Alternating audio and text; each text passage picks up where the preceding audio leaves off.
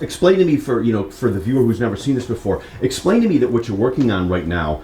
This sign doesn't exist yet, right? No, You are this sign, so hold on. So yeah. I'm going to tell you the Yes. information I want, and then you tell me that back in your own words. This is for a new client. This sign doesn't exist yet, but what we've done, because there's regulations, the client wants to know what it's going to look like, is we get a picture of the blank storefront, and then we mock up exactly what the sign will look like, and that's both for the client to approve it, creatively, and that it's on brand, but then also for the permits and all the government Yes, regulations. yes. So tell me that in your own words, but for somebody who's just looking at that for the first time, I think we need to explain to them what you're doing. Yes.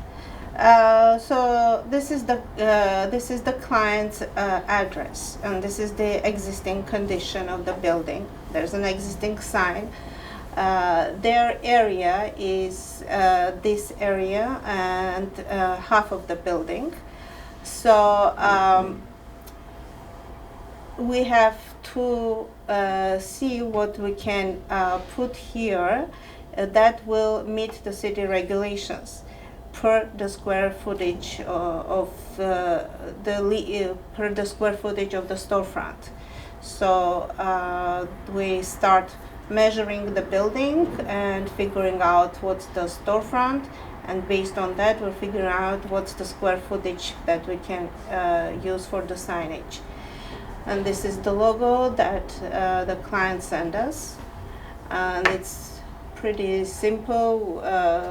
We can't modify this. It has to stay like it is, and we have to just figure out the size of the sign, how they want it.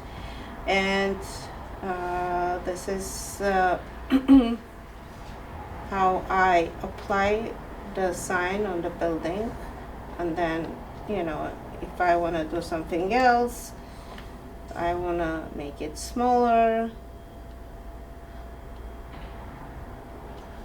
or I see it's too small, and then I see that existing sign is on the lip of this canopy, so maybe we should do something similar. So that's why I'm suggesting these two other options and putting them on the lip of the building. And then I'm gonna send them also some samples for different sign types that we make. So they can see if they want it to be illuminated, non-illuminated. After all these approvals, then we start the permit processing, and we do permit packages. I can show you example of permit packages if you want. The last question is, what would you say are one or a couple of the things that a new client who's never worked with you before or getting their first sign that they're most surprised about? Like, oh my gosh, I didn't realize, I had to do this or whatever. Can we implement one thing, Lucy? Yeah. Just implement that every city has its own jurisdictions. Yes. That when it comes to signage. So let's say this project is in Glendale, so they have certain square footage you can work with, right? You can do smaller, but you cannot do bigger. So if you do smaller, then you have a challenge how you're gonna make the sign. And bigger, it's not gonna pass because they have that certain square footage that we have to consider.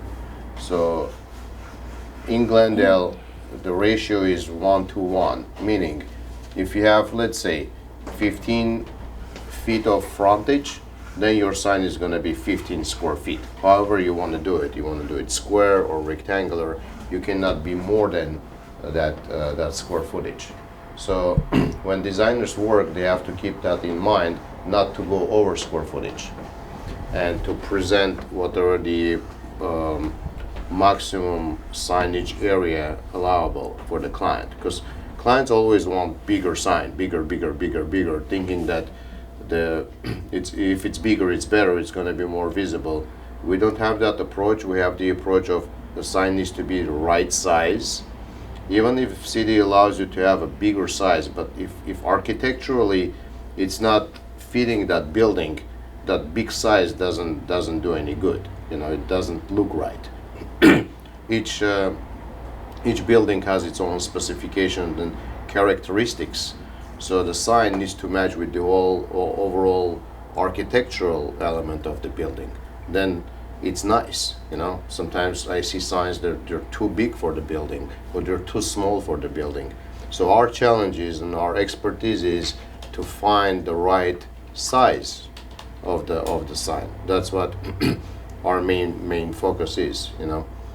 And let's say positioning of the sign. Where you gonna put the sign relative to the other signs on the building? Are they gonna be on one line, or like you want to put your sign higher than you look at the building and still like you're out of that architectural look?